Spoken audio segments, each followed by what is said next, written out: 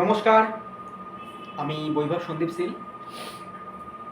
তো আমি এর আগের এপিসোডে যেটা আমি বলেছিলাম যে আপনার কোন কর্ম করা উচিত, কোন কর্মে আপনি বাধাপ্রাপ্ত হবেন, সেই অনুযায়ী আপনার কী ধরনের পথে হাঁটা উচিত। তো সেই জিনিস নিয়ে আমি আলোচনা করেছিলাম এবং বলেছিলাম যে আমি যে প্রতিকার অর্থাৎ আপনার সাফল্যকে খুব সহজে সুলভে এনে দেবে, সেই অনুযায়ী আজকে আমি বলবো।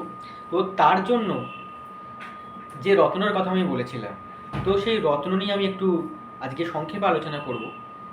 এর পরের ক্ষেত্রে আমি প্রত্যেকটা ঘরকে কেন্দ্র করে 12টা ঘর, 12টা লগ্ন, 12টা রাশি সব কিছু কেন্দ্র করে আপনার কী ধরনের প্রতিকার করা উচিত, কী ধরনের প্রতিকারে আপনার জীবনে সাফল্য চলে আসবে, তো সেই জিনিস নিয়ে আমি আলোচনা করব।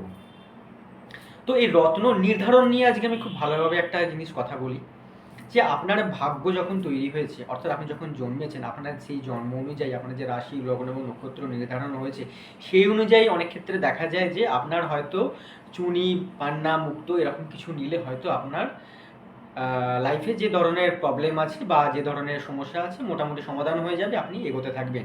কিন্তু আপনার বয়স যখন হয়ে গেল 15, 18 বা 20, এবং ক্রমশ কেউ হয়তো সেই সময় প্রতিকার করলো না, হয়তো সে অনেক অধিক বয়সে এসে প্রতিকার করলো, তখন তার বয়স হয়তো 30, 32 বা 35।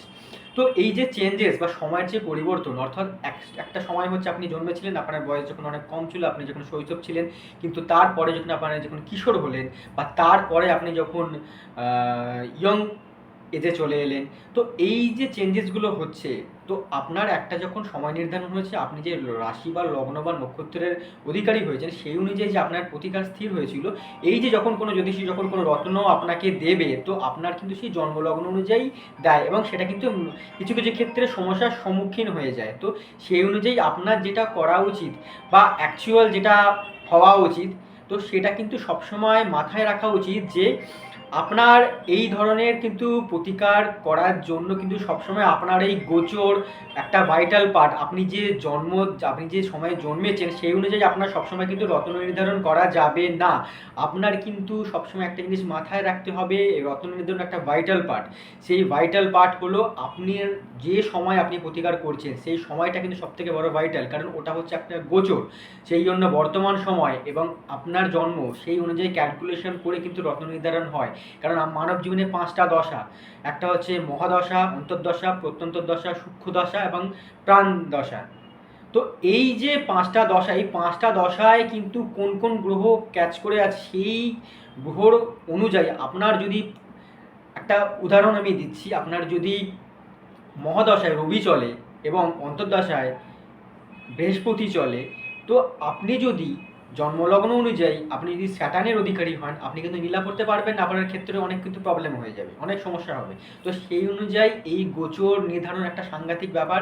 তো সেই কারণে অনেকেই আমাকে প্রশ্ন করেছে যে কোন সময় রত্ন নির্ধারণ করা উচিত। আমার যে সময় আমি যে সমস্যার সমাধানের জন্য যে ধরনের রত্ন আমার জন্মসময় স্থির হয়েছিল, সেটাই কি আমি যখন সমাধান করতে যাচ্ছি, অর্থাৎ আমার 15 বা 18 বা 30 বছর, সেই সময় কোন গ্রহের আধিপত্য চলছে, সেটা কিন্তু একটা সবসময় ভাইটাল পার্ট।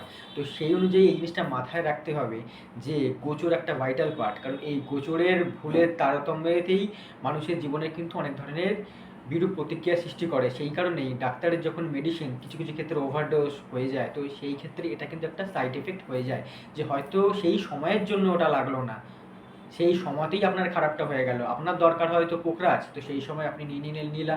তো এই ধরনের জিনিসগুলো কিন্তু অনেক ক্ষেত্রে সমস্যার সম্মুখীন হতে হয়। তো সেই কারণে অনেক ক্ষেত্রে দেখা যায় যে ভুল সিদ্ধান্ত বা ভুল ট্রিটমেন্টের জন্য কিন্তু আপনার জীবনে সমস্যা তো সমাধান হলোই না, উল্টে আরও সমস্যা বেড়ে গেল। তো এই জিনিসটা প্রচণ্ড একটা ভাইটাল পার্ট। তো এই জিনিসটাকে আজকে আমি অনেক সংক্ষেপে বললাম। তো এটাকে নিয়ে আমি বিস্তারিত আলোচনায় আসবো।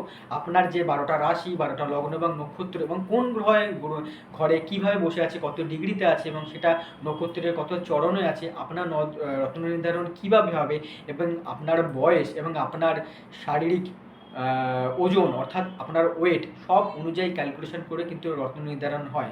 তো তাই বলছি, এই যে প্রতিকার এবং রত্ন নির্ধারণ, এটা কিন্তু একটা ছোট্ট ব্যাপার না, এটা কিন্তু একটা ভাইটাল পার্ট। এটা যদি কোনো কারণে ভুল হয়ে যায়, তাহলে অনেক ক্ষেত্রে কিন্তু সমস্যার আরও প্রকট আকারে ধারণ করবে, তো যেটা আপনার জীবনে অনেক ধরনের সমস্যার সৃষ্টি করবে। নমস্কার।